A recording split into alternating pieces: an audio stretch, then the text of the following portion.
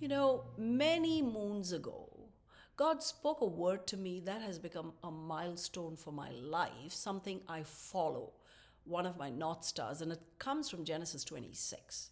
It talks about how there was a famine in the land, and Isaac decided to sow right in the midst of the famine, and he reaped a hundredfold.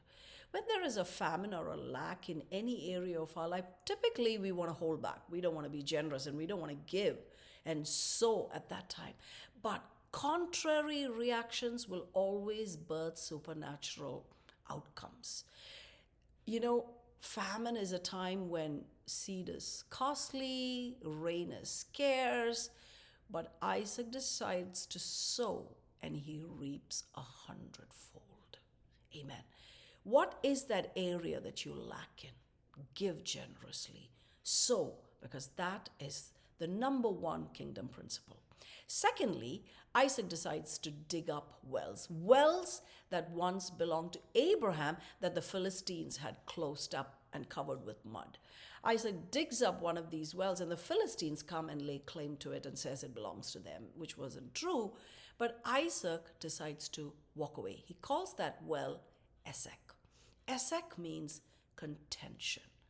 Always walk away from contention, be it in relationships, at workplace, in your home, or even internal contentions.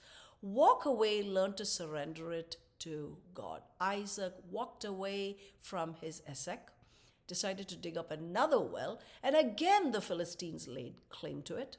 He walked away from the second well. He called that Sitnah, which means enmity or quarrel. Typically, that's what the enemy likes to do. He likes to keep escalating the matter to break off whatever God has for us.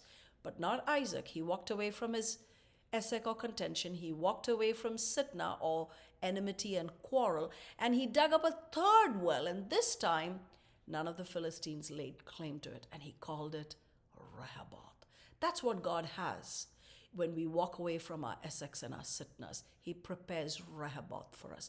Rehoboth is a spacious place, a place of enlargement and abundance because we followed God and walked away and did not give the enemy space.